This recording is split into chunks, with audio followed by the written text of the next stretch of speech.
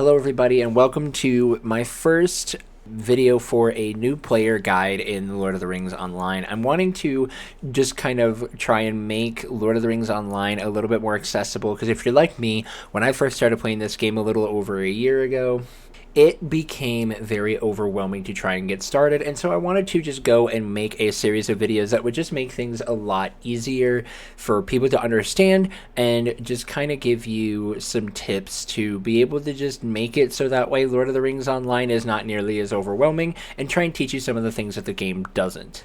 So in this first video, we're just going to talk about something very specific, which is the server selection, because that is the first hurdle that you will have. You're going to be jumping in, you're going to log in, and you're going to be met with a butt ton of servers. So I want to just kind of go over each of these servers, kind of talk about what you're going to be getting into and what will be a lot easier for you to find.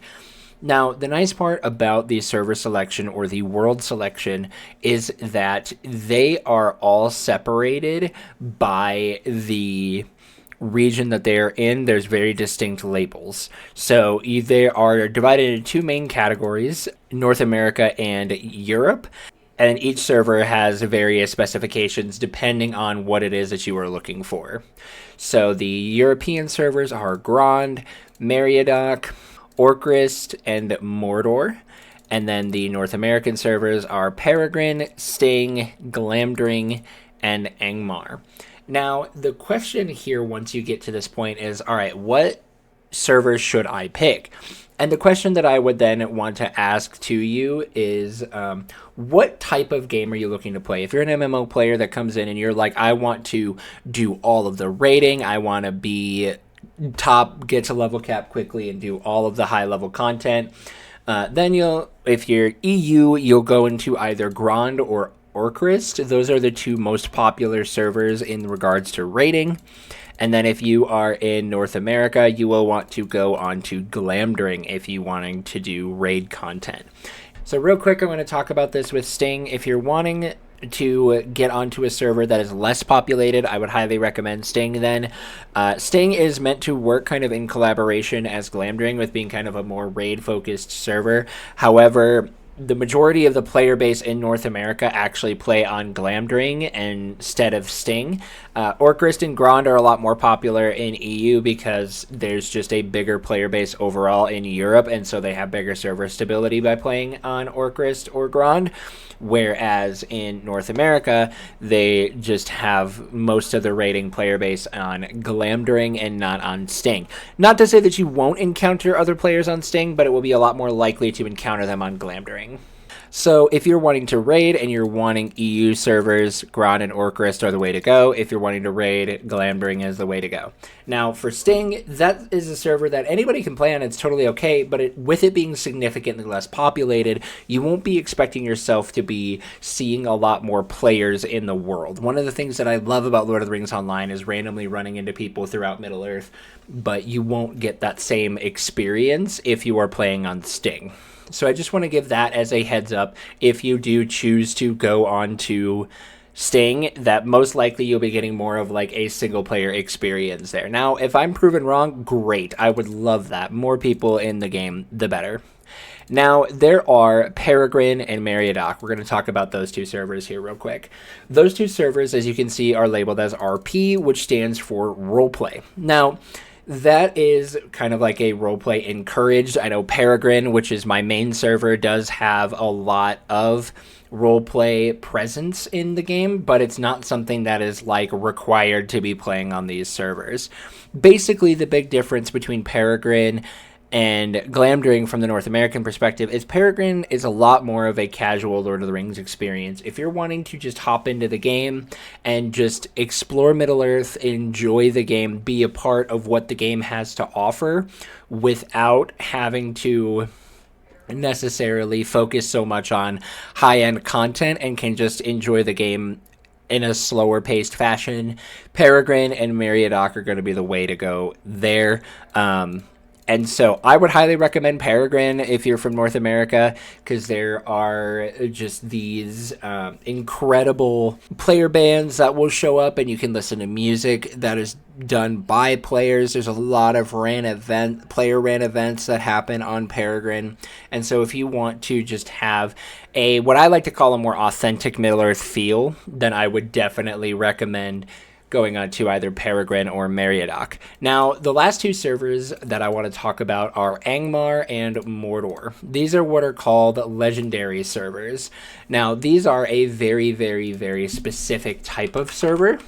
So a legendary server is a type of server that will cap the game world, the level cap, at a lower level based off of previous expansion. So rather than playing through expansions as it all comes out, you will be starting with a lower expansion and then will be progressively adding more expansions in a couple of months at a time. So rather than having to wait like a few years or however it ends up going, they all will get those additional levels of content in each different expansion faster as time goes on. So the level cap will increase faster, but you won't be playing immediately on the Kingdoms of Harad with a level cap of 160. At the time that I am recording this video, on Angmar, the level cap was 100. So that's something that kind of gives you an idea as to where you can go in terms of that. Now, there is a fun additional challenge that gets added on with the legendary servers, and that is a specific challenge known as the Veil of the Nine.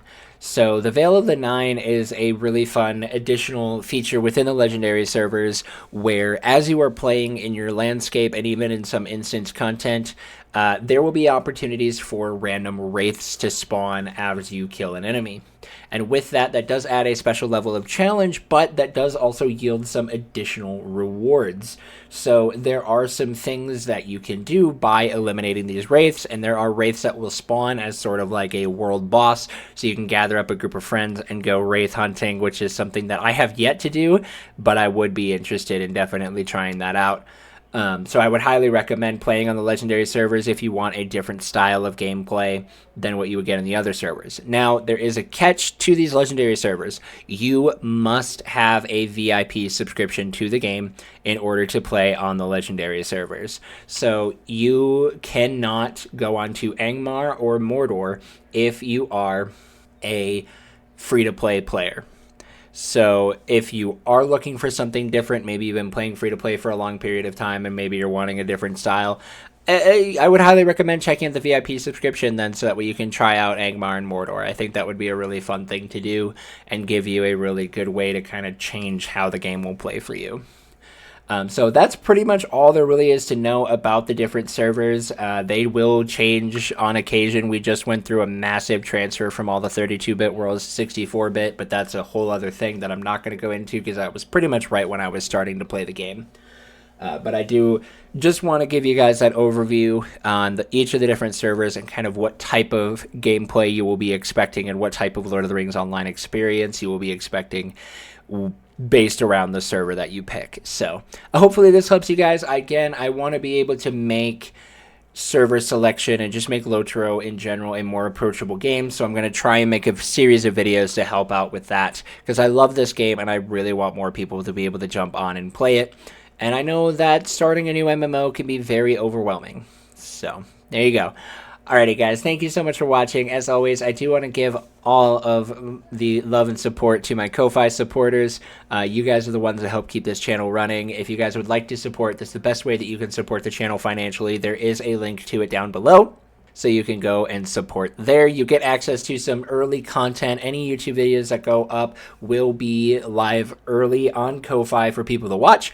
And then they will be scheduled for the public later, as well as I do record some Ko-Fi exclusive content. There is a specific Ko-Fi exclusive video that is up right now that is not Lord of the Rings focused.